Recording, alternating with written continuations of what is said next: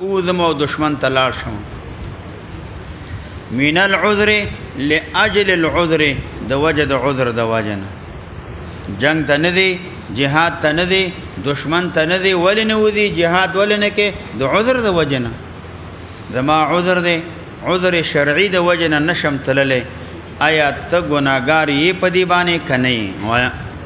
وبه قال حدثنا سعيد بن منصور قال حدثنا عبد الرحمن بن ابي زيد عن ابي عن خالد بن زيد عن زيد بن ثابت رضي الله عنهم قال قمت الى جنب رسول الله صلى الله عليه وسلم فغشيت السكينه ذوما په جنب پیغمبر علیہ السلام سره په ډډه کې په خوا کې موجود ما فغشيت السكينه نبی علیہ السلام لره پټ ک سکینه لرا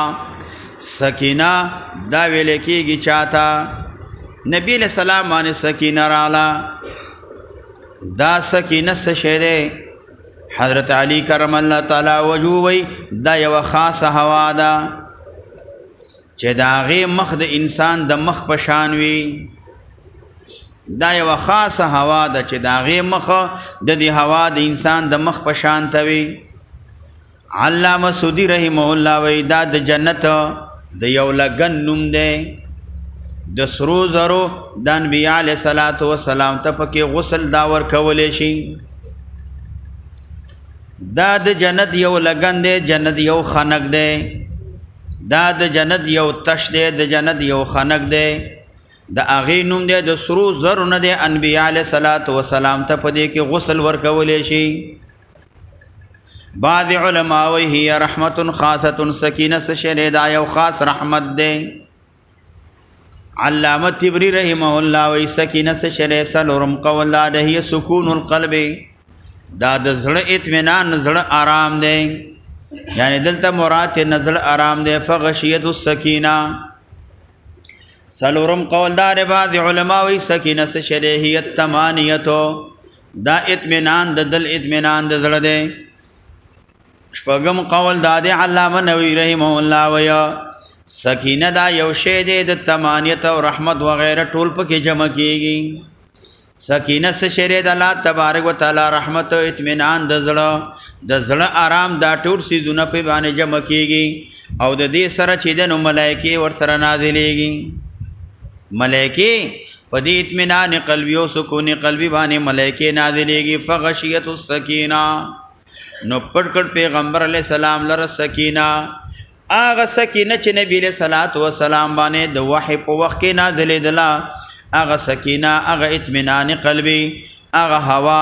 هغه اطمینان قلبي هغه سکون قلب هغه رحمت خاصه هغه پیغمبر علیہ السلام هغې لره پټ کړ فوقد واقع شو فقیر رسول الله سلام نبی علیہ السلام پتون علی فقیر زما په پتون زما پورون باندې فما وجدت ما میندنک ثقل شین اسقل من فقیر رسول الله سلام ما میندنک درونواله دی یو شی ډیر دروند درونواله د پیغمبر علیہ السلام د پتون نا ما میند کړي نو یو ثقل شین درونواله دی یو شی اسقل ډیر دروند من فقیر رسول الله سلام نبی علیہ السلام د چانه د پتون نا نبی علیہ السلام پتون دومره دروندو چې دې په شان د درونواله د بل شي ما محسوس کړي نه و ثم سری عنه بیا غینه بعد کشف شو لري شو د پیغمبر علیہ السلام نه دغه حالت د حالت لري شو د وحی حالت راغې به لري شو فقال نبی علیہ السلام علی ابن ام مکتوم یا عبد الله بن مکتوم وکان رجلا اعمى عبد الله بن مکتوم رضی الله عنه داولون سړیو فلما سمع کله چې عبد الله بن مکتوم اوریدل فضیلت المجاهدین د مجاهدینو فضیلت په قاعدونو باندې اوریدل فضل الله المجاهدین علی القاعدین درجه فقال ویل یا رسول الله صلی الله علیه وسلم ید الله پیغمبره فكيف بمن څنګه حال د هغه چلا یستطيع الجهاد چې طاقت د جهاد نه لري د عذر د وجنا من المؤمنین د مسلمانانو جهاد ته نه تللی هغې حال به څنګه وي فلما قضا کلامه هر کله چې عبد الله بن مکتوم خبره پوره کړه غشیت رسول الله صلی الله علیه وسلم پټ ک پیغمبر سلام را السکینه اطمینان دل آرام د دل پټ ک پیغمبر صلی الله علیه وسلم لره چې کوم د وحی په وخت کې پیغمبر علیه السلام باندې کوم حالت نازلېدله فخذ والا فخذ وجدت من ثقلها ما من دک د درنوالی د دې فخذ نه فی المره الثانیه په دویم ذلی کما وجدت لك ما من دکړو په مره اولا کې ثم سریه بیا غنه بعد درې کړي شو عن رسول الله صلی الله علیه وسلم د پیغمبر علیه السلام نه فقال اقرا یا زید اقرا ولولا اے زید یا عبد الله بن مکتوم ولولا چې جنو فقرات پیغمبر علیه السلام ولوستل لا فقرات ما ولست لا يستوي القاعدون من المؤمنين ندام ولستل فقال نبی علیہ السلام ما تویلی اقرا ولولا اے زید ابن ثابتا تا کم شی ولیکل متا خو کاتب دی وحی تا څه ولیکل فقرات ما ولست لا يستوي القاعدون من المؤمنين دا ملیکلو فقال رسول الله صلی الله علیه وسلم نبی علیہ السلام فرمایل دا ور سره ولیک چې غیر د اول الضرر غیر اول الضرر دا ور سره ولیکا الآیت کلها دا ټول آیات ور سره ولیکا نو دا ولیک بیا ما ور سره ولیک د دې آیات سره دا غیر اول الضرر دا می ور سره ملګری کا قال زید بن ثابت فانزلها الله الله تبارک وتعالى نازل کدا غیر اول الضرر عز وجل وحده یواذ فانزلها الله تبارک وتعالى نازل کړه دغه کلمه وحده یواذ په مرته ثانیه کې دویم ذلی غیر اول الضرر کلمه نبی له سلام باندې نازل شوا فالحقتها ما پیوست کړه دا کلمه په کتاب سره په خپل محل کې فالحقتها پیوست مې کړه دا کلمه ولیکلو کې په خپل محل کې مې ولیکلا چیرته می ولیکلا زید بن ثابت والذي نفسي بيدي ما دي قسمی باغذات باندې چې زما درو داغي په اختیار کې ده لکه انی انظر گویا کې زګور ما الى ملحقها کانی انظر زګور ما په دغه وخت کې چې وخت د روایت د حدیث ده دغه وخت کې زګور ما الى ملحقها د اغه زید په وسوالی د دې کلمې ته چې دا کلمه ما په واسطه کړې د کم ځای سره عند صدع فی کتف عند صدع پنید اغه شق باندې یو چودو فی کتفن د اوګې په اډو کې نو هغه کې چې جنو کتفا په هغه کې یو شق یو چودو د اوګې په اډو کې هغه کې دا غیر اول ضرر هغه مټکه ما ولیکلا نو حاصل دا ده چې دې کې مفضل علیه دا غیر اول ضرر ده دا اول ضرر چې کوم دا ملحق ده فضیلت کې په اهل جهاد پورې چې کوم اول ضرر دی ګورا اغید مجاهدینو سره ملګری دی پیوسته دی دا غیر اولی ضرر چې چاته ضرر تکلیف نشته عذر نه لري نو دا مفضل علیه د دې تب ثواب چې دنو دا عمل نه ملاويږي خو معذور خلق ته الته ثواب ملاويږي چې په نیت وی په نیت کې صادق وي نیت کې صادق وي او نیت کې دا وایي چې خامخا جهاد تزما خو عذر د وجه نه پاتې دی عذر د وجه نه هغه پاتې دی دا سړی ځکه حدیث په باندې دلالت کې ورست راځي نبی رسول الله فرمایي مدینه منوره کې دات خلدي ما سرتم من مسیرن تا سره مزل نه دی کړي او همدارنګه یو خړ کې دی تللی نه دی قطع کړي نه دی الا كانوا معه مع الا وهم معكم نو دی تاسو سره ملګری دی حبسهم العذر عذر دی بن کړي دی عذر وجنه نه دی راغلي ثواب کې تاسو سره شامل دي نو معلومه شوا یو هغه کسان دي چې شرعي عذر د وجنه مجاهدینو سره لاړ نشي دي ته د مجاهدینو ثواب دا ملاويږي دویم هغه خلدي چې اوس عذر ونه لري نو دا کسان په مؤاخذه کې دي او دا کسان مسئول دي دین والله تفوس کې چې ولې جهاد ته نه دي وبه قال حدثنا موسى بن اسماعيل قال حدثنا حماد بن حميد عن موسى بن انس عن ابيه رضي الله عنه ان رسول الله صلى الله قال پیغمبر سلام فرمایي لقد ترکتم پتا کې سره تاسو پرې خې دي بل مدینه په مدینه منوره کې تاسو سره دا کسان راوتنی دي اقوامنا سقومون دي قومون دي نو دا مدینه منوره کې ندی راوتی تاسو سره د عذر د وجنه سقومنا ما سرتم مسیرن تاسو نه تلی تاسو نه کړه چې د نو مزل لرا ما سرتم تاسو نه تلی مسیرن په مدل کې ولا انفقتم من نفقه تاسو نه د کړي خرچا چې کلا خرچم نه د کړي د الله تبارک وتعالى پلار کې ولا قطعتم من وادن تاسو نه قطع کړي یو خړ لرا الا وهم معكم مگر دې د تاسو سره ملګری دي فيه پچا کې په دغه فعل کې دې د تاسو سره چې د نو ملګری دي په دې کار کې په دې جهاد کې قالو دی یا رسول الله صلی الله علیه وسلم پیغمبر وکيف یکونون معنا دی و زمون سره څنګه شي وهم بالمدینه دی په مدینه منوره کې دی. قال نبی علیہ السلام فرمایل حبسهم العذر بن کړه دی لره عذر من کړه دی لره د خروج نه عذر. دا دلیل د دې دی چې جهاد ساقط دی د معذورینو نه. معذورینو جهاد ساقط دی لیکن ثواب د دې د ثواب د مجاهدینو نه دی بلکې دې د پاره ثواب د نیت ملاويږي. که نیت صالح وي نو بیا ورته ثواب ملاويږي خو دومره ثواب نه ملاويږي لکه څومره ثواب د مجاهدینو دی. ځکه نبی علیہ السلام فرمایي چې هجرت ختم شو ولکن جهاد و نیتنا وس جهاد دی او نیت دی. او د دې حدیث نه معلومه شوه چې دا هغه صورت دی چې جهاد فرض کفایي دی دا فرض عین نه دی. ځکه که فرض عین وی به هر سړی وتلا هر سړی به تلله بیا خو یو سړي ته هم پاتې کېدل پکار نه وایا. باب ما یوزو من العزو باب دی په بیان دی کې هغه عمل چې کافی کېږي د فاعل د پاره من الغزو د چانه د غزو نه د جهاد نه د سړي د پاره کافی کېږي. جهاد تلاړ نشو خو چې کور کې پاتې شو خدا سے عمل کې چې د جهاد عمل نه دی د پاره دا کار کافی کېږي. هغه عمل چې کافی کېږي فاعل د پاره کوون کې د پاره د غزو نه د جهاد ثواب ته ملاويږي.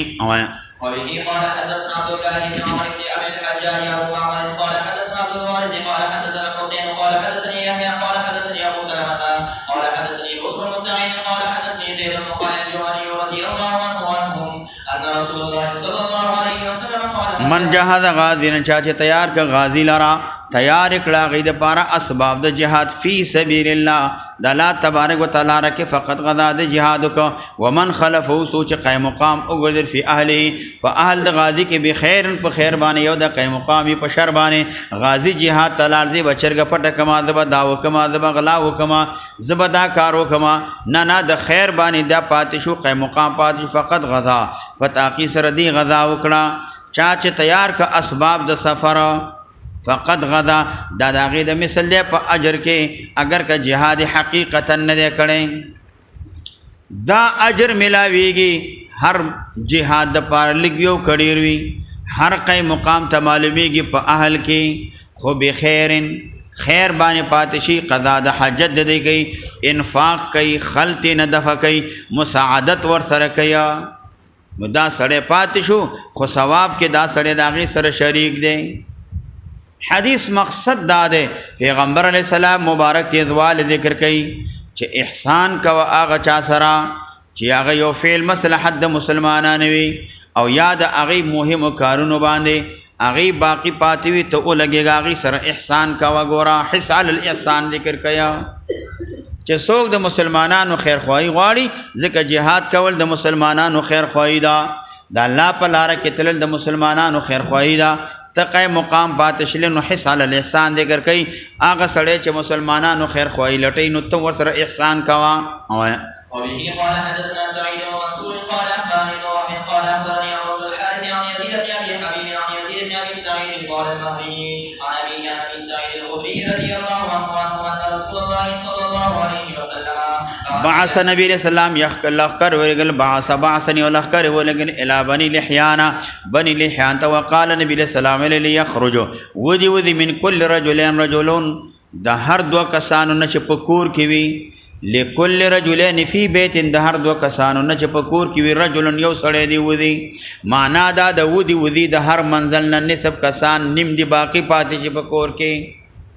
کور کی کسان دی نو دو کسان دی یو دلال شی دی سار دی لس کسان دی پیند دلال شی پیند دی سار شی ولی دکا چه خاندان دیر وی بڑا خاندان جہاد آسان دو کسان کور کی دی یو بدی کور کے شل کسان دی لس بدی 50 کسان دی پیند دی بدی جہاد آسان نو دی وجنا نو ہر کور کے کسان دی نیم شی نیم دی ایسار شی و نیم دی لال شی.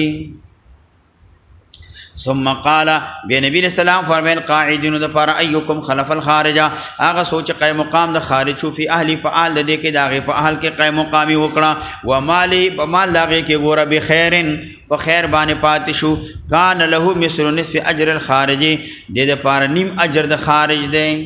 چاگا جہاد تا وطلے آغی اجر نیم بتا تا ملاویگی نیم دا به ملاویږي. نبی علیہ السلام لخکر بنی لحیان ته ولېږل. مراد دلته غزوه بنی لحیان ته نه مراد دی. غزنه بنی لحوان دا پشپغم کال د هجرت باندې و یا پنځم کال د هجرت باندې و او د دې قصه واقعه داسې ده. هر کله چې واقعه د عاصم ابن ثابت او د خبیب ابن عدی رضی الله عنهما د دې واقعه رام د دې نه ما سوا نور صحابه کرام ورسته راځي چې هذیل قبیله دی لره اوجن د تبلیغ په نامه د دعوت په نامه خلق ته د اسلام او د دین او د قران د نبی رسول الله احادیث او د خودلو په نامه ویوړه التدا کسانی شهیدان کړ په دوکه باندې شهیدان لکه داسې کېږي چې کافران داسې کارو کی یا بعضې خسان مسلمانان داسې هغې داسې کارو کی چې هغې ولګېږي مسلمانان مجاهدین په دوکه باندې شهیدان کی. نبی کریم صلی الله علیه وسلم ډېر سخت خفه شو او ډېر سخت درمون شو. نبی علیہ السلام پیغمبر اسلام اراده وکړه چې د دې نه انتقام واخیستلی شي. صحابو ته امر وکړه وی ځان تیار کړئ. نبی علیہ السلام په جهاد کې دا قانونو چې پیغمبر علیہ السلام به توریه کوله. نبی علیہ السلام داسې ظاهره کړه ښکاره کړه چې اراده شام ته ده.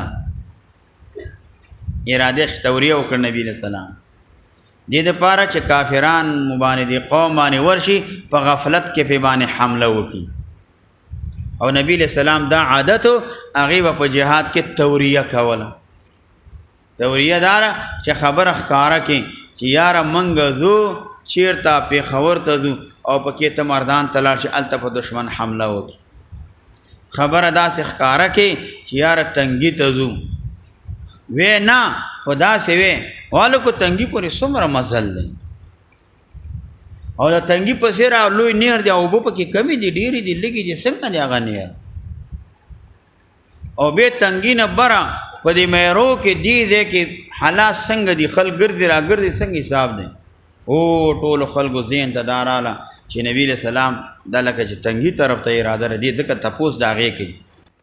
چې کله روان شي एकदम لاړ شي نصتې طرف ته هلته خلوي او هغې باندې حمله وکړي او بس تس نس جهاد ورسره وکړي مقابله وکړي دې دپاره چې هغې په غفلت کې وي. نبی علیہ السلام 200 کسه صحابه کرام تیار 200 او دا 200 کسان دي خو هر یو کس دا د 200 کسانو جواب وي. دا صحابه کرام چې کوم سړی د ځان نه تیر وي قرباني ته حاضر وي او سر پرې کړی د دشمن په مخ کې ولاړي هغه یو کس زرګونو دشمنانو ته جواب دا ویلی شي. تاسو به اورېدله کافران او د دنیا ټول کافران او ورسره ملګري چې څومره دلګان وو د دې ټولو د عقیده وه او دوی به دا ویله چې طالبان دا د 50,000 نه نیولې تر 80,000 پورې ویلې که نه ویلې دوی به دا ویلې د دوی دا ویلې چې دا دومره کسان دي خو لیکن وګوره دا 52 ملکونه او ورسره ملګري مسلمانان دلګان هغې ورسره ملګري وو دا ټول الله ذلیل و رسوا کړه. ولې ځکه کسان کم وه خو چې کم سړی قرباني ته تیار شي قرباني ته ځان ورکولو ته تیار شي قرباني ته ځان مخکې کي نو بیا ګوره د هغې څوک مقابله دا نشي کولی. ګوره داسې مثال دی تاسې ټول مجاهدینې طالبانې یو سړی راغی ځان نه تیر دی او ټوپک ورسره دی مدرسې ته رانوتل په ایمان او هغې مخامخ به څوک ولاړي نه خو هر سړی به کوشش کوي په یو دروازه یو در یو ځای باندې به ټول ننوتي هر سړی وایي چې دا خو ځان نه تیر دی لیونی شی دی راغی و دې سره څه کوي څه ورسره نه کوي. نو دا 200 کسان وو خو لیکن ما ورته ویلې چې په زرګونو خلکو ته جواب ویلې صحابه وو که نه 60 دانې آسونه ورسره وو. نبی کریم صلی الله علیه وسلم په مدینه منوره کې عبدالله ابن ام مکتوم رضی الله عنه دا قیم مقام پرېښود چالاکي وکړه صحابه کرامو تر دې چې د دوی منازلو ته ورسېدل. د لاړ بنو لحیان هغې بس ځان حفاظت کړي او هغې خبر شوي تښتېدلي وو د غرونو سرونو ته ختلي وو غرونو سرونو ته دوی چې ورغله دا صحابه کرام یو ورځ دوه ورځې هلته تېرې کړې سرایا یې لېږلې لږ لږ لښکر ولېږو مقابله یې کول هر طرف ته هر کله چې هغې د دوی د حملې نه بچ وه نو نبي علیه صلات سلام صحابه کرام چې بیت ته واپس راغله ځکه هغې ته موقع میلاو نه شوه چې دا ایثار کړي او دا کسان چې دی نو ووژني نو هغې تښتېدلي وه نو صحابه کرام بیرته واپس راغله نو دا هغه د بني لحیان ته پیغمبر علیه السلام صحابه کرام دا د جهاد دپاره لېږلي باب دی په بیان د چا کې شجاعت کې والجبن باب دی په بیان د بزدلۍ کې شجاعت او بزدلي د دې باره کې نه وایا وبه قال حدثنا عبد الله بن الجراح عن عبد الله بن يزيد عن موسى بن علي بن رباح عن ابيه عن عبد العزيز بن مروان قال سمعت ابا هريره رضي الله عنه يقول سمعت رسول الله صلى الله عليه وسلم يقول شر ما في رجل ډیر بدترین هغه شی چې په سړي کې دی د رجالو کې دی شر ما فی رجلن ډیر بدترین هغه شی چې هغه په سړو کې دی د زمایمو د بد خویونو نه دی د بد خوی په سړي کې څه شی دی شح حالع یا چې د نو بخل دی حالع معنا دا د ذو حلع چې هغه فریاد کوي معنا هغه بخل دی بخل دا ډیر بد شی دی چې سړی باندې کوي د اخراج د حق واجبه نه په دې باندې دی زکات نه ورکوي سرسایه نه ورکوي قرباني نه ورکوي صدقې نه ورکوي کله چې سرسایه وباسي قرباني ورکوي زکات ورکوي صدقه ورکوي هلعا وجزعا جزع کوي فریاد کوي وی تبا و برباد شما نن میں 10 روپۍ هلته په جماعت کې چنده ورکړه بیا فریاد کوي او بیا چې کور ته لاړ شي ماشومانو پیسې راکړه جب تلاس کې یې ریتینا او هغه 100 روپۍ د صدقه ورکړې ده ماشومانو ته وایي بس بد مې کړي دي او فریاد کوي تبا و برباد شو مال دغه 100 روپۍ اوس به مې تاسو درکړي یا مې صدقه و خیرات ورکړه فریاد کوي او دویم وجبن خالعنا وجبننا ام دارنګه بزدلی د خالعن دومره سخته بزدلوي چې گویا کې د دې دا زړه چې کوم دی د شدت سخوالي د وجه نه بهر راوځي بزدلی د خالعن شدید سخته ده گویا کې د شدت د وجه نه دا زړه بهر ته راوځي دلته مراد د دې نه دا دی نو دی وجه نه ضعف د قلب ته نه مراد دی په وخت د ویرې کې چې کله ویره او هیبت په باندې راشي لهذا دا دومره وی لکه دا زړه د ویرې هیبت د وجه نه بهر راوځي دس پر نظرو کی کیگی سڑے پوت ماندو کی بیہوش پروت دے سچل بے باندے شوے دے پخی لاسو نے خلمگی یار آغا دے کہ دے پٹاخی ڈزو شو سڑے دل تا بیہوش پروت دے دوم ربوز دلوی ذکا یاد دا سوی چی آغا یو دے کی آغا اولگیگی خل اولگیگی بمباروشی خٹے مٹے پدی بانے والدی نو آغا دا اندام چی دے نو پروتی دا سی خلی دلشی پراتوی خل تا پوس کی ولی وی زخمی ولگی دلے ما هغه چې وګوري والا که خټې خاورې در باندې پرتې دي ته خو پروتي او زخمي نه زخمي نه ما باندې غودري دا د هیبت د وجه نه پروتي د رعب د وجه نه چې دی نو هغه پروتي جبن بزدلوي سړی حالعن دا زړې بهر بوټ راودي د شدت او سختي د دې بخل نه وایا ولا تلقوا بأيديكم غردوي ان ځانونه خپل الى التهلكه هلاکت ولا تلقوا بأيديكم دابا بأيديكم زائده دا مراد در ولا تلقوا ايديكم مرادنا نفسنا مراد دی تعبیر د النفس نو کړ په چا باندې په ايدي باندې ولې ک ډیر زینو کې تعبیر د نفس نه په لاس باندې کېږي بما کسبت ايديكم معنا بما کسبتم دلتم تعبیر کړي د نفس نه په لاسونو باندې ځکه اکثر افعال چې سړی کې انسان کې دا په لاس باندې کوي او سوګي دا با دلته زائد نه دا بلکې دلته حذف راغلی دی ولا تلقوا انفسكم بايديكم ولا تلقوا کلام کې حذف دی مغرضوي ځانو نخپل بايديكم پلاسون باندې الى التهلكه هلاکت تهلكه هر هغه شی ته ویل کېږي چې عاقبت هلاک وي تهلكه معنا د دې عاقبت چې دغه هلاک وي نو معنا دا لا تاخذوا في ذلك تاسو په دې کې شروع مکویا نو دی وجنا او سوق وی ولا تلقوا بيديكم الى التهلكه د دین څه مراد ده بعض علماء وی دین مراد دا ده تر د انفاق د الله په لار کې مال خرج کینا بخل کې بخیلی دا د هلاکت د تبعیدا دا تبعیدا او سوګ اقامت مراد ده په اهل مال کې jihad پرېګنی ولا تلقوا بيديكم الى التهلكه زانونا مغرض و هلاکت کې چې خپل اهل عیال او مال ساتي حفاظت کې پروتي او jihad تنذي او سوګي مراد الى التهلكه قنوت من رحمت الله ده اے دا الله تبارک و تعالی رحمت نه امید کې غما د الله رحمت نه امید کې دل په هلاکت کې ځان غردول دي پچا کې په هلاکت کې اوایا وبه قال حدثنا احمد بن عمرو بن السرح قال حدثنا ابن وهب بن حيوة بن شريح وابن لهيعة عن يزيد بن ابي حبيب عن اسلم بن رانا قال عضنا من المدينة نريد الغسل الطيبية على الجماعة نو منګه جهاد وکړو وتلو قسم جهاد مدینه منوره رادم قسطنطنیه وعلى الجماعة امیر په جماعت باندې عبدالرحمن بن خالد بن ولید والروم ملصقو ظهور رومیان چې کوه دی ډډې وهلې مستندو دی تکیګانې وهلې د شاګانو به حایت المدینه فاغا په دیوال د چابانی خار د قسطنطنیه هغه دیوال ته ډډې وهلې وي فحمل رجل على العدو حمله وکړه یو سړی علی العدو په دشمن باندې یو کس په دشمن باندې حمله وکړه یوازې ورغه په دشمن باندې حمله وکړه نو معلومیږي دا چې فدایي حمله کول دا جائز دی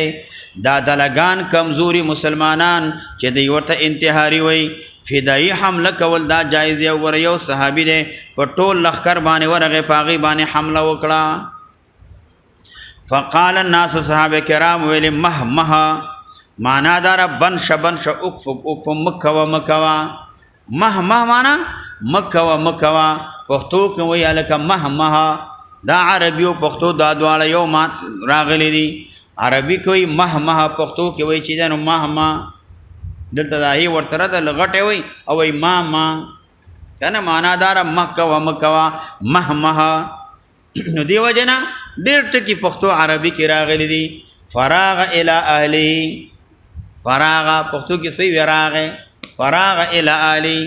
دا راغ چې نو عربي د پښتو کې مراغ ویا دا مهما چې کوم دی پښتو دا عربي کې مهمه ده لا اله الا الله يلقي بيده الى التهلكه الله پاک یو دې شریک نه لري ته خدان قصدن هلاکت ته ورده فقالوا لابو ايوب انصاري رضي الله عنه انما انزل هذه الايه دايا نازل شوی فينا ومن کې معاشر الانصار فجماعت د انصارو کې لما هر کله نصر الله نبي صلى الله عليه وسلم هر کله چې امداد الله د پیغمبر اسلام وک او اظهر الاسلام اسلام اخکار ک نو قلنا منغ ویل حلم رشي اسلام ته غلبه میلاو شو منګ سویلې راځي ریشي نقیم فی اموالنا منګ به وسیګو په مالونو کې نسلها منګ به اصلاح د مالونو کو قلار مالونا غوامې خېګړي بي دي پټیو کروندې بکو قلار به وسیګو فانزل الله عز وجل لا تبارك وتعالى يا نازل کو انفقوا في سبيل الله ولا تلقوا بأيديكم الى التهلكه نفل القاء بايدينا غرض والله سن زمن هلاکت تداده ان نقيم چمن وسيغ في اموالنا ونصلها من اصلاح مالونو کو وندع الجهاد جهاد فريدو دا هلاکت ده جهاد پر خود هلاکت ده ول جهاد نکه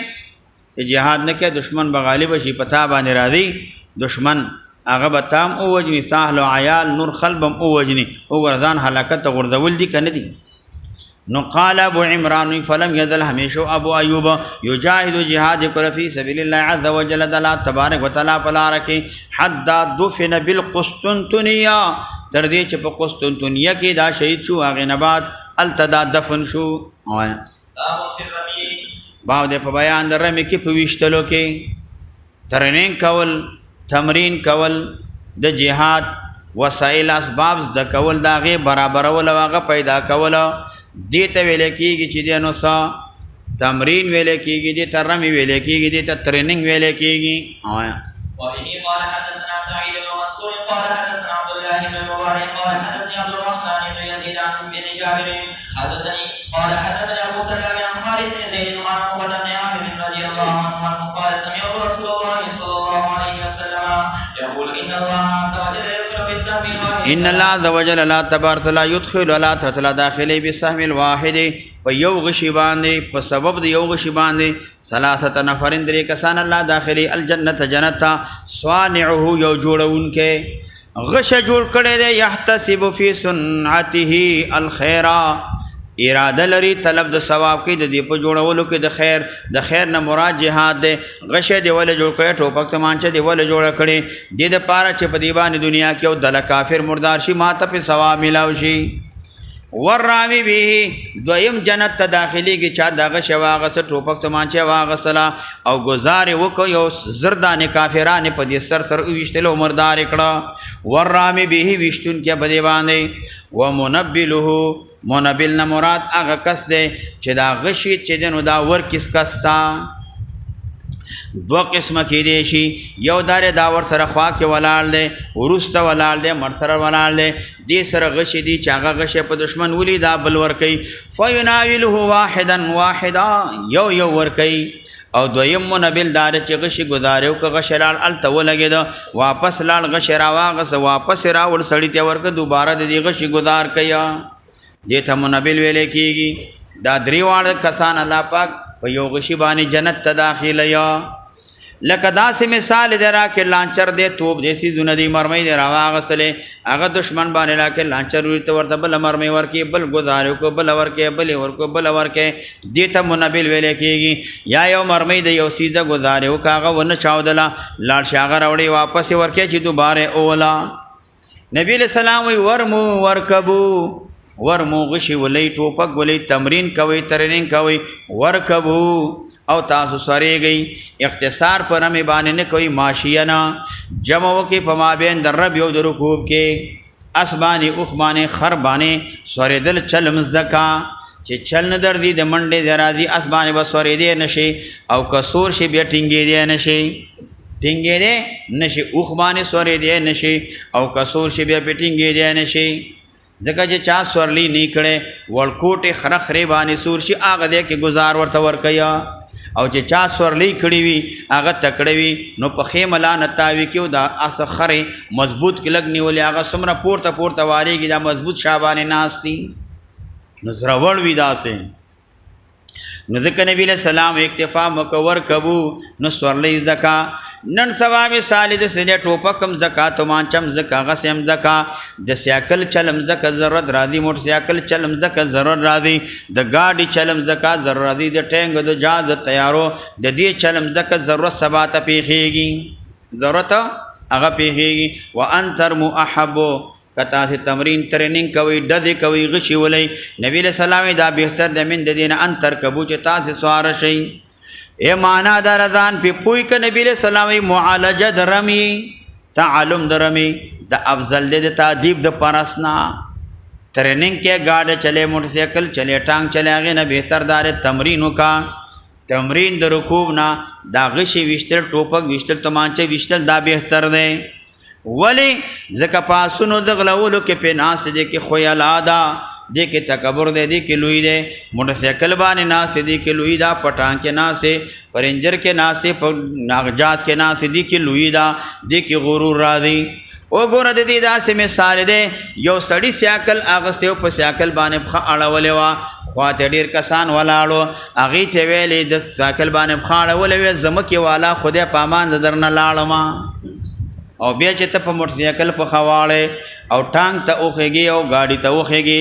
جاز ته اوخېږي بدالند خلد خود سره سړی زمندر ته نخکاری نو ځکه نبی رسول الله وای په اسبانه سوریدلو کې په اوخ باندې په جاز کې پټان کې دې کې خویالا دا او رمي چې کم دا بلدار دې کې نفع عامدا دې کې نفع عامدا هر چاته په دې کې نفع دا ځکه دا ویا ليس من الله الا ثلاث ندی د الله وینا الله و مباح ند الا ثلاث مگر درې سيزونه دا په الله و مباح ند د الله وینا الا ثلاث مگر درې سيزونه ليس علامه خطابي رحم الله وی د دې معنا دا مراد دا ند مباح د الله وینا مگر درې سيزونه دي دا الله و مباح ندا خدري سيزونه مباح دي دا کو په دې کې ګناه نشته دي بنا پدی باندې اسم د لیس حذف شوی دی اسم د لیس حذف شوی دی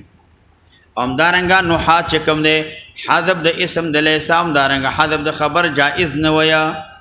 نو دی وجنا خو لیکن دلته بل حدیث کې د الفاظ دا راغلي دي امام ترمذی روایت نقل کړی دی کل شیء یلهو به الرجل فهو باطل هر هغه سړی چې هغه عبث سیزونه کوي خوشي سیزونه کوي عبثیات کوي دا باطل دی قدری سیزونه باطل نه دي الا رمیه بقوسه لندبان غشولی وتادیب فرسه استچدن التمرین تریننګ ور کوي وملاعبته امراته د خذ سره لوبي کوي فانهن من الحق نو دی وجنه دا د حق نه دی دا د حق نه دی علامه سیوطی رحمه الله ویا د دې مطلب دا د حدیث ليس من اللهو ليس من اللهو المشروع والمباح والمندوب نه دی د لهو مشروعنا د مباح او د مندوبنا نو دی وجنه حذف د صفت چې دنو دا شوی دی ليس من اللهو یعنی ليس من اللهو المشروع نه دی د لهو مشروع مباح او مندوبنا د دې مثال داسې صفت حذف شوی دی لکه قرآن حکیم کې بل دی کې الله تبارک وتعالى فرمایي وكان وراءه ملك يأخذ كل سفينة غصبا وكان وراءه ملك يأخذ كل سفينة صالحة سفينة صالحة صفت حذف شوی دی دلته صفت چې دنو دا حذف شوی دی امام نووي رحمه الله وی دی حدیثو کې فضیلت د رمي ذکر دا او همدارنګه دا ذکر د ترننګ وکا اهتمام د دیو کا پنید د جهاد باندې منډه وا ترننګ وکا ورزش وکا تو اډزو نو کا په تمانچه باندې په ټوپک باندې موټر سایکل زکا گاډي زکا پنید د جهاد فی سبیل الله باندې امدارنګ سمر انواع د اسلحه دي دا ټول زکا پنید د جهاد باندې تا ثواب دا ملاويږي مسابقه دا سنو کا امدارنګ دا چلو نه زکا د گاډو مسایکلو پنید د جهاد باندې دلته مراد په دې ټولو سره تمرن علی القتال دی ترننګ تمرین د جهاد کا تدریب کا ځان په باندې پوي کا مهارت حاصل کا اعضاء اندامونو د دې ترننګ دا چې دنو دا وکا ذکر نبی رسول الله فرمان علم الرمیا ثم ترکو فلیس منا چا چې ټوپک وشتل تمانچه وشتل تو وشتل ذکر اغه نه بعد پرې خودل فلیس منا دا زمانه نه دی نبی رسول الله مغور زجر تهدید چې دنو دا ذکر کړی دی دا نبی علیہ السلام ذکر کړی دی دی حدیث کې تشدید عظیم نبی علیہ السلام ذکر کړی په نسیان درمه کې بعد ما علمه ذلک دا مکروه دی په کراهیت شدید باندې چې بلا عذر یو سړی فریدي دا سیدون زکا کستا ما دیگر نورست سو باندې لاس کې دی او الته چې دینو ذکر کړ کې په دینه ته وک سبا جهاد را دی منډ را دی الته ترنه کوم ثواب دی پکې لوبی کے ثواب دے پکے کانے گزارے ثواب دے پکے منڈ وہی ثواب دے پنید جہاد بانے پنید جہاد بانے کو دے کہ چیزن ہوتا تا ثواب ملاوے گی چی وقت و ماتا دا منڈی اگر آدھی نوبت را رسی گی جیسے تیار ترننگ میں کھڑے ہوئی کانے گزار کا ٹوپک ولا تو مانچا ولا پدی ندبانی سباب دشمنی کو مسڑے بسی ولما عذاب دے پکے پدی ندبانی زبا کافر پاس سر باندې ولما او دا مردارو ما ثواب دې پکې پدې باندې ترننګ کوا ټوپک زکوا توپ تمانچه زکوا تا ته ثواب ملاويږي هغه کم کم دي صلات تعذيب الرجل فرسه است ادب ورکه وملاعبته اهله ملاعبت کې د چا سره د خدي سره ملاعبت د اهل سره اهل مراد امرادا خدته مراد دا نو دې کې تا اجر و ثواب چینه دا ملاویگی لیکن دمر اوے دا ملاعبد اہل سرا دا ولی پک ثواب دے ثواب پک ذکر دے توعین علی کثرت ولادت الولد ذکر دا ملاعبت داستا مدد کی اعانت کی پا کثرت دا اولاد باندے ذکر چے ملاعبت کے بچی بدڑیر پیدا کیگی ذکر ملاعبت چکے کم سادہ سڑیو ناغی وعدہ کڑیو نو هغه دا اوریدلی ملا سره منبر باندې چې خدي سره لوبي کوله دې کې باعث د خیر او برکت دې کې ثواب دی خدي ته ویلی اوس به لوبي کو ملا سره ویلی لوبه کې ثواب دی وی لوبي ست ویل کېږي خدي ورته لوبي دې ته ویل کېږي چې د کوټې په کونج کې ما د یو کونج نه پشا کوا بل ته مې ورو د بل نه بل ته مې ورا او د کوټه کې خ چکر را تراکا بس سړی ولندې د ساده ګل او په سیر خزه په باندې سواره ده ټول شپه چکر یو سړی خستو مان کړی دی چې کله د ښځه کوز شوې ده وا د خوله سړی قلار وده شوی دی دویمه شپه راغلې ده بیا ښځې ورته ویلي لوبې نه کوو بیا سړی ستړی کړی درېیمه ورځ هغې ورته ویلي دي لوبه نه نور توبه ده وږو ته دې ته لوبې نه وایه داسې لوبې نه دلته مراد د لوبې نه ملاعبت دا ملاعبت د اهل سره دا تعین علی تکثیر ولاد دی چې لوبې کې آخا دوخا کې نو دې سره ته به جما کې جما سره بچې پیدا کېږي نو دلته نیت په دې سره ملاعبت سره الاعانت علی الجهاد دی دا لوبې ولې کې لپاره تکثیر د مجاهدینو چې مجاهدین ډېر شي ځکه تا ته ثواب پې باندې ملاویږي په دې نیت باندې کوه ځکه دغه د ساده ګل لوبې به نه کې لوبې داري تقبیل وکړي لمس وکړي اخوا دخوا وکړي څوک دیکه را دیکه کې ځان سملی خل سملی دا کې را کې د دې نه بعد بیا خل څه کوي مغه کوي که نه نو دې وجې نه چې دا دې وکړ هغې نه بعد څه کېږي هغې نه بعد تکثیر د ولادت اولاد راځي تکثیر د اولاد دا اعانت علی تکثیر الجهاد تکثیر د مجاهدینو کېږي نو دې وجې نه ملاعبت د اهل کې ثواب دی او بل ورمیه بقوسه وشتل کې په نیزه باندې په لندې باندې و نبله په غشو باندې ومن ترک رمی چا چې رمی پرې خوله بعد معلمو رمی ذکر د رغبتن عنه اعراض کې لدین فانه نعمت النبی علیہ السلام دا نعمت دی فانه نعمت دا نعمت دی من الله د الله تبارک وتعالی له طرف نه الله تا ته درک چې تا ته چې دینو د غشي دی وشتلو د ټوپک دی وشتلو د تمانچې دی وشتلو 40 دکا دا نعمت دی ترک شکرها د دې شکر دی پرې خودل او قال نبی صلی الله علیه کفرها بدل د تکرا هغه کې ترکها کې کفرها ویل دي معنا دار دې د دین نه شکرې وکړه نعمت د تعالی د کړو کفرها تنا شکرې وکړه د ترکها په دې باندې کفرها چې دنو دا ویل دي ناشکرې دی وکړه او چې ناشکرې دی وکړه نو دی وجنا نبی صلی الله علیه وسلم وای دا سه مکوا دا د دې شکر ادا کا شکر ادا کول دا دی هیروا ما دا ترننګ تمرین دا کوا وبه قال حدثنا سعيد بن منصور قال حدثنا عبد الله بن وهب قال اخبرني عمرو بن الحارث عن ابي علي صمامه بن شويل الحمداني انه سمع عامر بن الجهني رضي الله عنه يقول سمعت رسول الله صلى الله عليه وسلم وهو على المنبر پیغمبر سلام منبر باندې یقول دی ویلي واعد له ما استطعتم تاسو تیار کړئ د پاره مستطعتم هغه چې تاسو طاقت لري تیار کړئ د پاره من قوت د چانه د قوتنا واعدوا له مستطعتم تاسو تیار کړئ د پاره مستطعتم چې تاسو طاقت لري من قوت د قوتنا الا خبردار ان قوت الرمي الا ان القوه الرمي مراد د قوتنا رمي مراد دا تریننګ وکا زکا وشتل چې دنو زکا صاحب د تفسیر کبیر وای مراد په قوت سره دلته دا ده ما یکون سببا لحصول القوه چې دا سبب د حصول د قوت وي چې کم شی باندې مسلمان ته قوت ملاويږي دا ټول سيزونه زکا دا ټول پکې داخل دي یو دار مراد د قوت نه انواع د اسلحه دي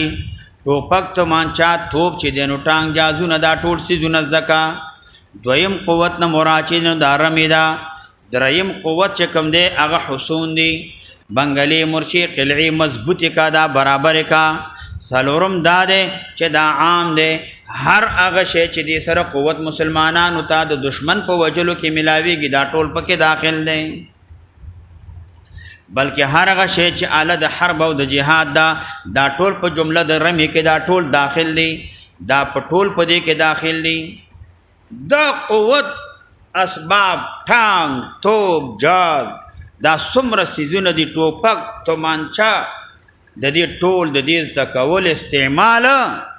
او د دې وشتلو دشمن نشاندهی کول دا ټول سیزونه کې داخلي دا څنګه چې دشمن در باندې ډزې کوي او ته سر دې ښکته نیولې ټوپک خوله دې بره نیولې غره غره غره دا به څنګه رمي زده کوي دشمن به څنګه ولي یا دشمن دې خوا نه ډزې کوي او ته لګیا دی او دشمن دی خوا نه ډزې کوي یا خوا ویریږي نشي کولی او ځان دې پټ کړی دی د خوا ته دشمن اخوا نه ډزې کوي چې دې خوا نه غره غره غره دا رمې ده نه ترننګ دکا تمرین دکا نشاندهی دکا وروسته حدیث کې راځي مرمۍ به په دی ولي توپ به په دی باندې ولي داسې نه چې دشمن په نوخار کې یو دی د غرب غروب ډزې کې شروع کړي دي نوخار ته مرمۍ رسیږي نه رسیږي ته به هغه وخت کې چې دشمن ته مرمۍ رسي نشاندهي کې ویشتلی شي هغه وخت کې به ته رمي چې دی نو دا کې ټول انواع د اصل ټول زده که جاز زده که ټینک زده که توپ زده که راکټ لانچر زده که کلنشکوف زده که تومانچه زده که امپور زده که امشانزه زده که څومره انواع د توپ دي د اسلحو دا ټول څیزونه دا زده که چلم زده که داسې نه ټوپک د غاړه کې اچولی دی د هغه د کوچي مسله د هندوی ګر کړی و هغې ورته ویله چې نو کلمه ووایه ډانګ یې ورپسې هغسې مړ کوم دی هغه مجبوره شوې ده صحیح د کلمه راته وښیه یو تیرې ما ته خپله نه راځي داسې نه ټوپک دې په غاړه کې اچولی دی دشمن در باندې راغی او ډزې چل درځي نه چې اوس څنګه ډزې څنګه وکړم یا درته سړی لکه ټوپک دې په غاړه اچولی دا د ډزې څنګه کېږي یاره موږ ته هم چل نه راځي نه دا به زده کوې ټول انواع د ټریننګ منډه وهل ښکته پورته غره ته ختل کوزېدل اوبو کې ځان غورځول وتل ځان باندې توند او لږه راوستل نشاندهي کول نشان ویشتل دشمن صحیح کول دشمن معلومول ټینک زده کول د ټینک چې دنو چلول د توپ ویشتل د توپ اچول مرمۍ دا ټول څیزونه چې څومره انواع دي مسلمان ته قوت میلاویږي دا ټول زده که او نن سبا د افسوس خبره ده چې دا ټول څیزونه کافرانو زده کړي دي او مسلمان په غفلت کې پروت دی عیش و عیاشت کې پروت دی مسلمان یې اخته کړي دي هغه د دنیا د ټول دنیا کافر ملکونو نه ښځې راځي مسلمانانو ملکونو ته دوبۍ ته نور ملکونو ته راځي او دې ځای نه مسلمانان دي څوک لندې څوک بندې ټول پکې اخته دي وګوره عیاشي کې اخته کړي دي دې دپاره خل توپ ټانکونه د هغې باندې مصرفونه کوي او مسلمان چې دی نو هغه ښځې کوه عرب دی عیاشي کې اخته دي یوه ښځه وکړه کال بعد بله وکړه اویا دانې کړي طلاقې کړي اویا بنګلې ورته جوړې کړي او عیش و عشرت کوي په دې کې اخته دي توپونه جوړ کا ټانکونه جوړ کا انواع د اسلحه جوړه کا کافر ته محتاج نه دریابي لارې تا سره دي ټول تجارتونه تا سره دي تیل تا سره دي او بیا د خوله واده کافر ته نیولې محتاج دا ولې محتاج ځکه د یو څیز د لاسه خواهشات دي قابو کړي نه دي ټول ځان د دنیا ته محتاج کړي تیل تا سره دي دریابي لارې ته نن تیل بند کا امریکا به داسې ټیزونه واچي چې ټیز بیا بندېږي نه ته تیل بند که نن تیل ستا دی مزې په باندې امریکا کوي دریابي لاره ستا د مزې په امریکا کوي ته نن خپل دریابي لاره بند نه که یو کافر د یو ځای نه حرکت هم کولی نه شي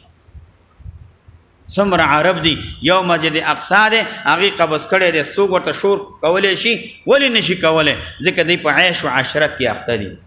او که دا ټول عرب راجمع شي एकदम اتفاق سره ټول اولګي یکدم بولې وکړي متیازې وکړي دومره دریاب به ترې جوړ شي دا بن اسرائیل به ټول ویسي همداسې دومره ډېر دي عربو څه ویلی شي نه شي ویلی عیاشو کې اخته دي نه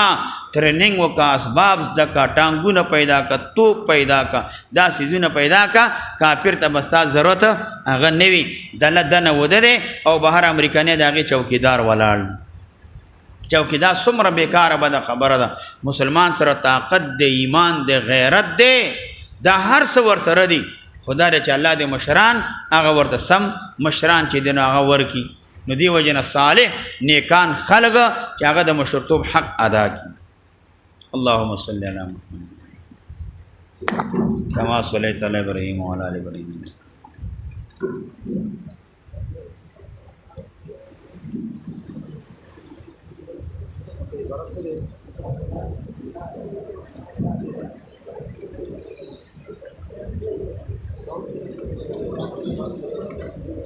الحمد لله رب العالمين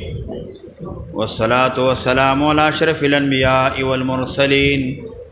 وعلى آله وأصحابه طيبين الطاهرين بسم الله الرحمن الرحيم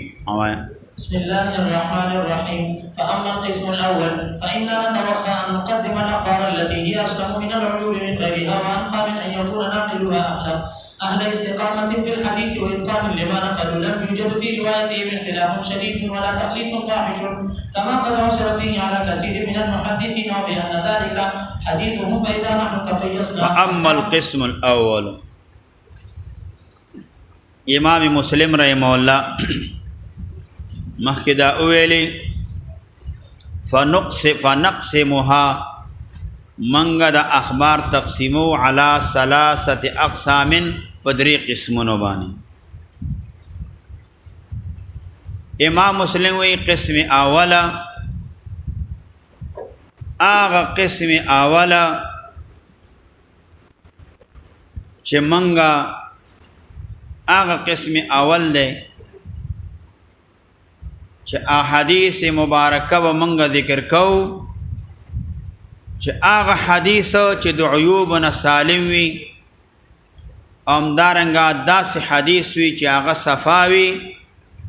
راویان د اهل استقامت او د اتقان وي مضبوط کلک خلوي دا راویان د دې راویانو احادیث ذکر کوم. اولا کله چې د دې راویانو روایت ذکر کم د دین اورستا په دویم لمبر کې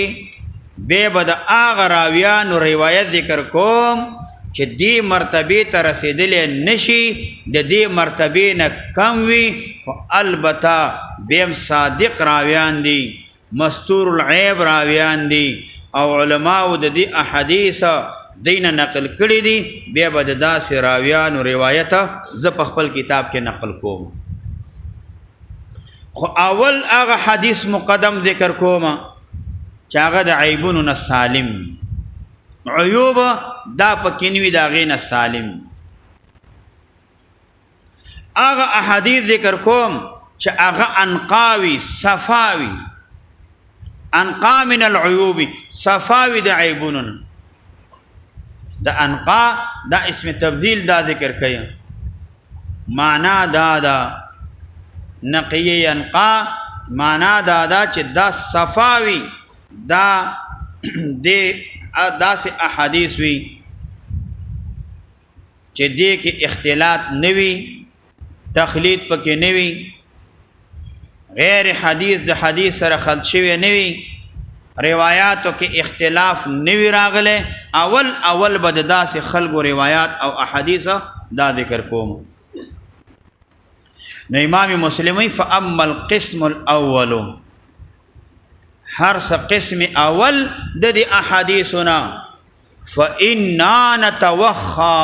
بشک منګه قص کو توخی قص کولو ته ویل کېږي منګه قص کو ان نقدم الاخبار التي چې زمخ کې کما الاخبار التي اغه احادیث هي اسلمو اغه احادیث چې دا سالم وي محفوظ وي من العيوب د عيوبنا اسلمو سلم يسلمو فمانا د حفاظت سره ده دا سالم وي د چانا من العيوب د عيوبنا دا من العيوب اسلمو پر متعلق ده من غیرها دا من غیرها معنا دا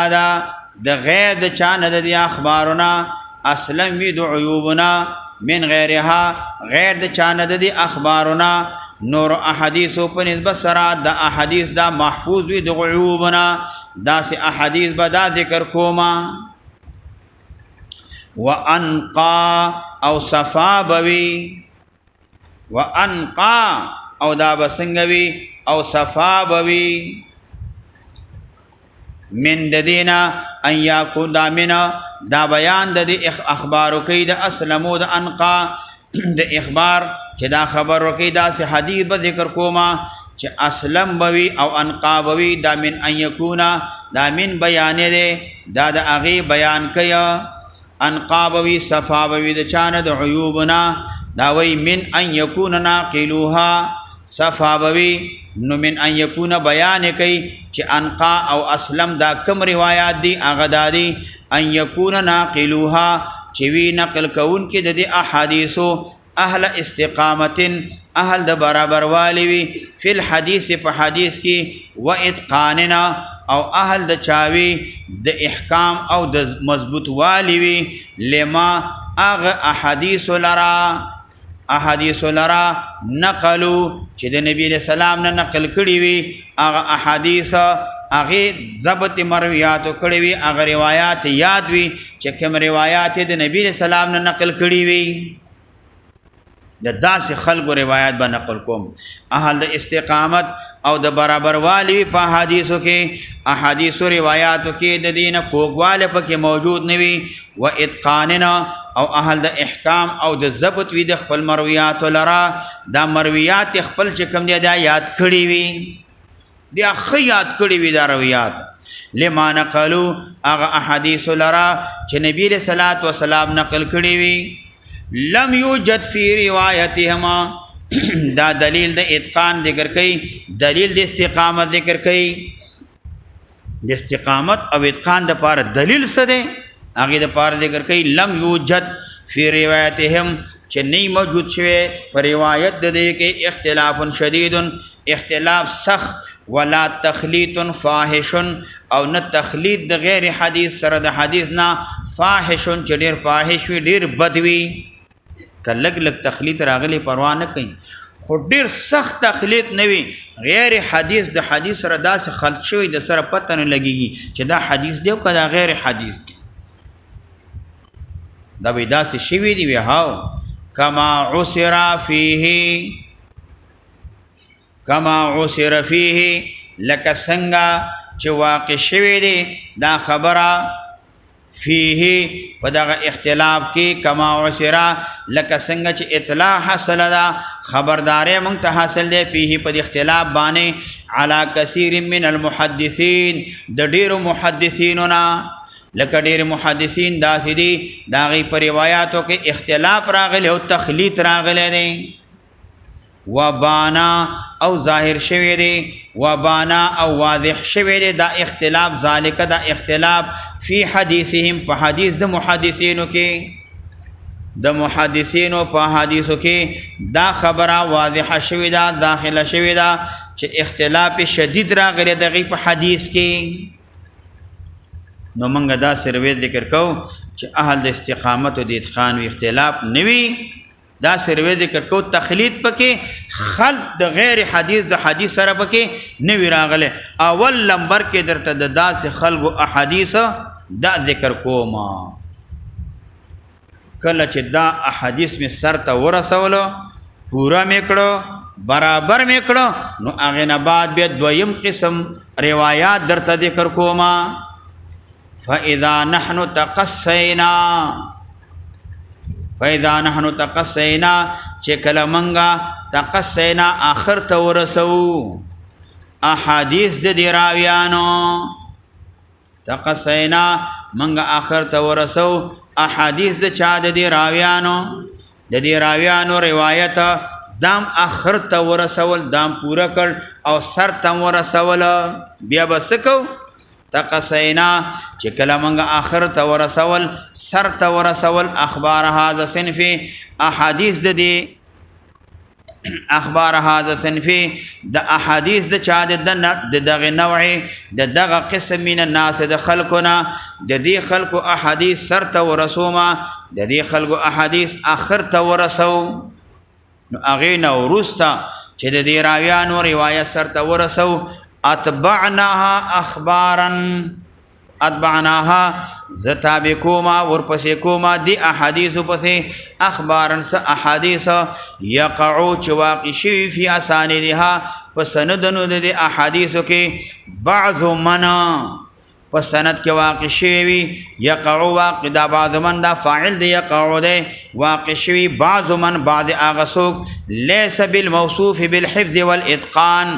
چې نوي دا موصوف په حفظ باندې والاتقان په اتقان باندې دا موصوف په حفظ باندې نوي د داسې راویانو روایت ذکر کوما چې هغه موصوف نه په حفظ باندې احادیث مضبوط یاد کړي نوي دا موصوف نه وي په چا باندې په اتقان باندې په استقامت برابر والی باندې مسجدونو دا موصوف نه وي کدا وی معنا دار بیخي یاد کړي نه وي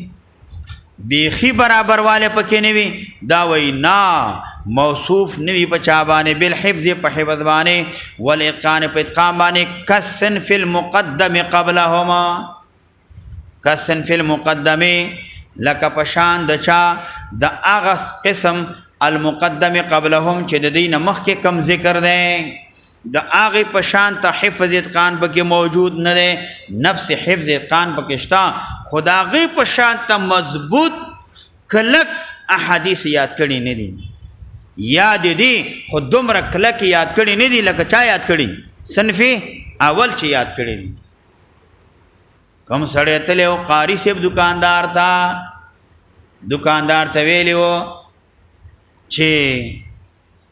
ورته وی مربا یې پکار ده مربا نو دکاندار ته وی ورته وی چې دکانداره تا سره مربا شته دا هیت یې ښه زور کړی و وی تا سره مربا شته هغې ورته ویلې هو مربا شته دی خو دومره ټینګه نه ده لکه دا تی چې دومره ټینګه نه ده دوی احادیث یاد کړي دي خو دومره ټینګ نه دي لکه صنف اول چې وایي دا اول قسم چې وایي دا یاد دي خو دومره مضبوط و دومره ټینګې یاد نه دي ځکه وایي کالصنف المقدم قبلهم په شان د هغه قسم د راویانو چې مخکې کوم ذکر شو د هغه په شان ته مضبوط یاد نه دي مضبوطې هغې نه وروسته اوس دا وایي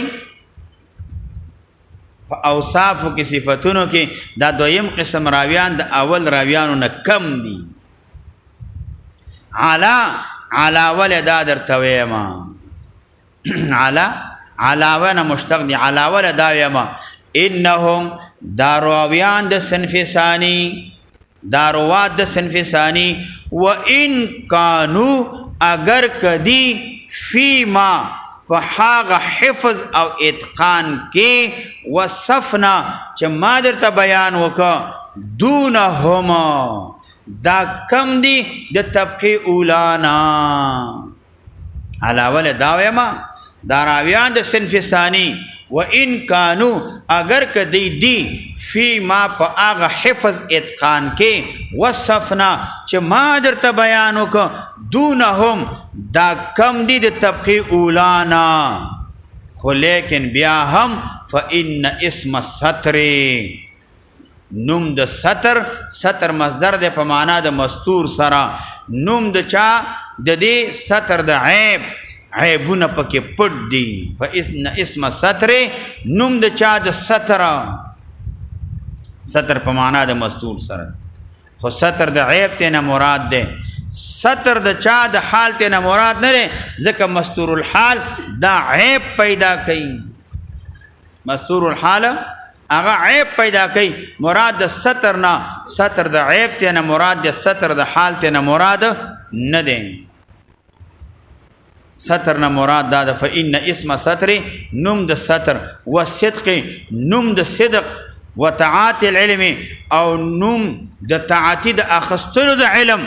تحصیل د علم یشملهم دا خبر د ان د پاره ده فإن اسم ستر دا چې دیانو اسم ده دا ولا رخو یشملهم نوم د ستر د صدق تعاطي د علم اغستل د علم حصول د علم دی ته شاملېږي یعنی دا اطلاق په باندې کېږي ستر نه مراد ستر د عیب ته نه مراد دا ده چې عدم جرح ظاهرا په ظاهر کې خلق لپاره منافی د عدالت او منافی د صداقت څخه نه وي ظاهر داسې سیز په دی راوي کې نه وي چې هغه منافی د عدالت سره دی او منافی د صداقت سره دی په ظاهر اهل د عدالت او صداقت په خلقو کې ستر دا معنا ده ظاهر اهل د عدالت او صداقت په ستر کې او معنا دا ده چې عدم جرح ظاهرا په باندې جرح نه وي یعنی په ظاهر نظر کې په خلقو لپاره داسې منافی د عدالت او منافی د صداقت سپک ښکاری نه چې د دې د عدالت صداقت سره منافی وي داسې پکې سخت کاریږي نه نوم د ستر نو مراد ته نه ستر د عیب دی ګوره ستر د حال مراد نه دی یشملهم نو هغه دې ته څه کېږي شاملېږي صادق راویان دي مستور العیب راویان دي عیب پکې پټ دی ظاهري عدالت دی صداقت دی په خلکو کې وي څه پکې ظاهري معلومیږي نه اوس مسله دا چې مستور راوی روایت حکم څه دی چې راوی دی او مستور راوی دی د مستور راوی روایت حکم څه دی مستور راوی دا 15 قسمه ده چې راوی مستور وي یو قسم هغه ده اول قسم هغه ده مستور راوی چې مجهول الذات چې ذات مجهول وي مجهول الذات راوی چې ذات مجهول وي اوس مجهول الذات راوی چاته ویل کېږي چې د دې راوی شاګرد یو وي تلمیذ یو وي لیکن دا راوی معروف العدالت وي راوی شاګرد یو دی خو دا راوی په خبره معروف العدالت دی اوس دغه راوی چې مجهول الذات دی د دې راوی تلمیذ او شاګرد یو دی او دا معروف العدالت دی نو د دې روایت د راوی په نيت د اکثر محدثین فقها باندې مردود دی مجهول ذات وی شاګرد یو وی او د دې معروف العدالت وی په نيت د اکثر محدثین فقها باندې د داسې راوی روایت دا مردود دی او دویم قول پکې دا دی بعضی وی چې مطلقاً مقبول دی بعضی مطلقاً مقبول دی اغوی دا مقبول دی او پنیز د چا باندې د دې بعضو باندې ما سوا د اسلام نه پر راوی کې بل شرط د سره نشته راوی د پاره شرط دار چې مسلمان راوی د پاره شرط دار چې دا څنګه وي مسلمان وي راوی د پاره دا شرط چې راوی د پاره دا شرط د مسلمان وي د دینه ما سوا بل شرط پکې د سره نشته دی نو هغه وی د داسې راوی روایت کا مجهول ذات د شاګرد یو دی مسلمان دی دا راوی مقبول دی مطلقاً یو دا راوی شو چې مجهول ذات دویم هغه راوی دی چې مجهول الوصف د دې عدالت ظاهرا او باطنا دا پیجندل نشي وصف مجهول دی لا يعرف عدالت نشي پیجندل نه ظاهرا نه باطنا لیکن دومره دی چې دا معروف العين وي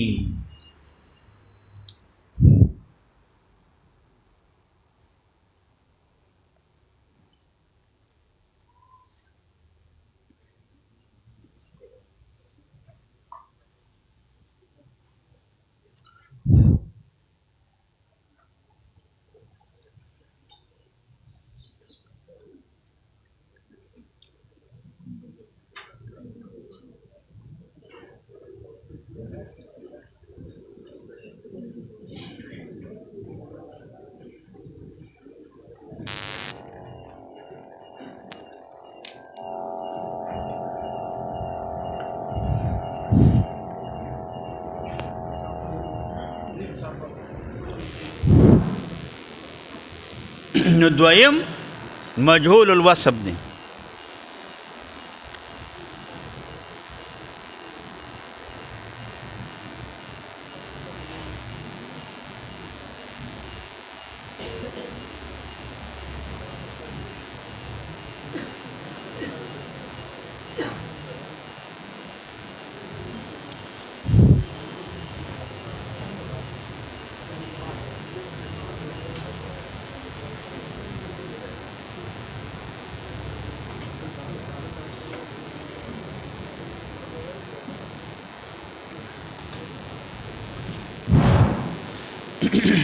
دویم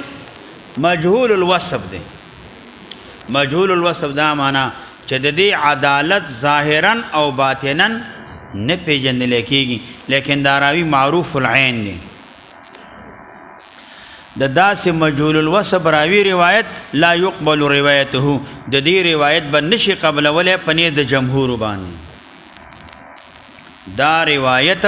په نیز د جمهور باندې دا قبلولی نشي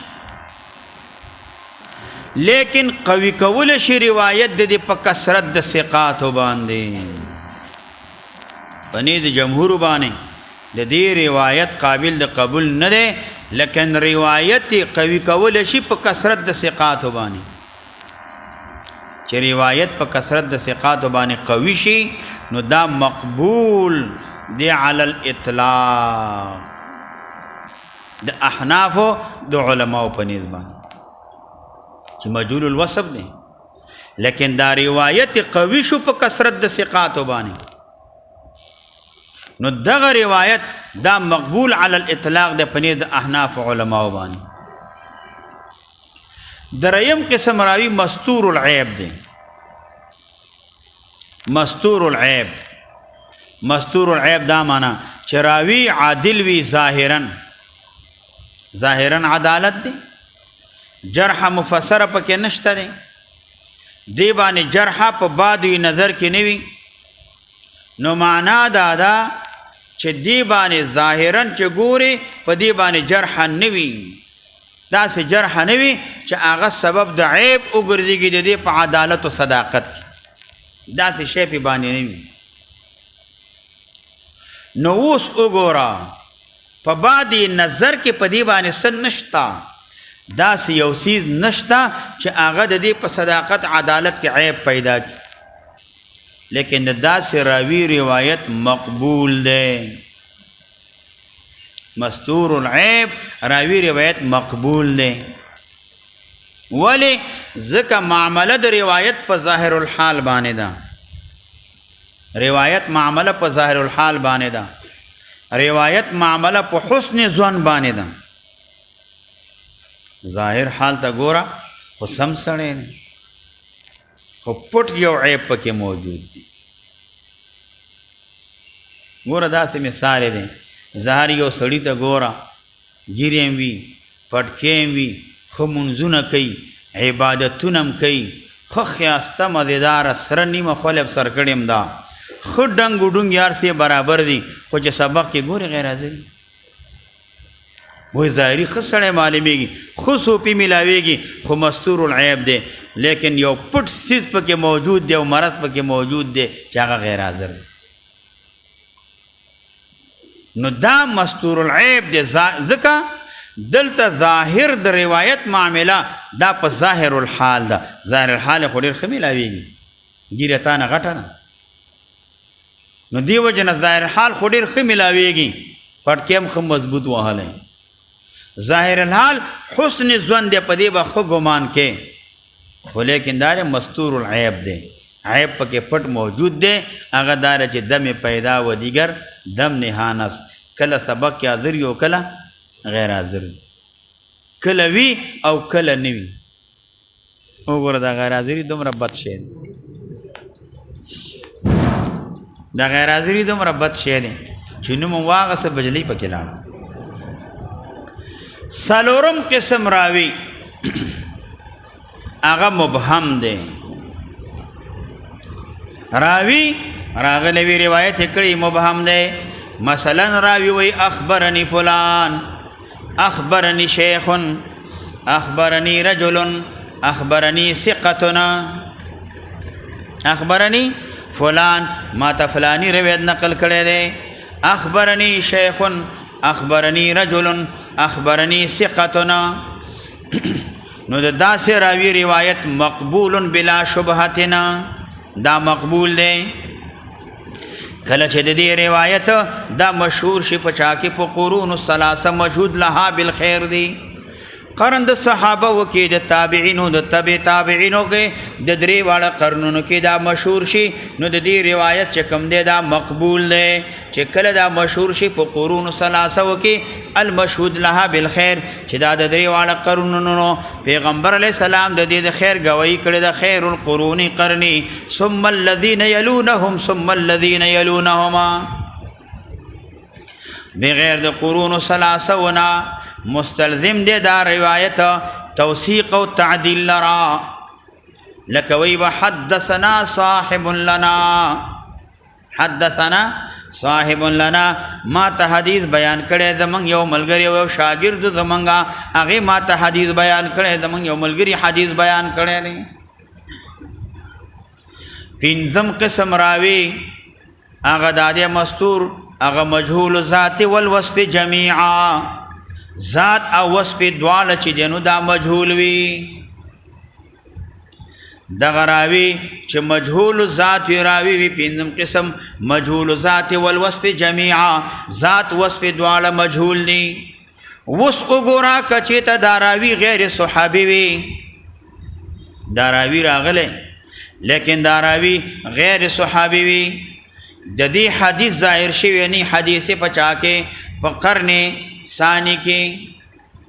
دا بخاری نه وي یا به د حدیث نه ظاهر شوی په قرن ثانی کې یا به ظاهر شوی په قرن ثانی کې یا به نه ظاهر شوی په قرن ثانی کې او یا به ظاهر شوی وي او که نه ظاهر شوی په قرن ثانی کې نو عمل په قرن چا کې ثالث کې په دې باندې دا جائز دی که د حدیث ظاهر شوی په قرن ثانی کې که چېرته ګواهي کړې وي سلف په صحت باندې ګواهي کړې چې دا صحیح دی او دې چپ شوي وي د طعن د دې حدیث نه طعن پې ویلی نه دی فهو مقبولنا که ګواهي سلف په صحت باندې نه ده کړې او د دې د طعن نه چپ شوي نه دي والا فغیر مقبول دا روایت د راوي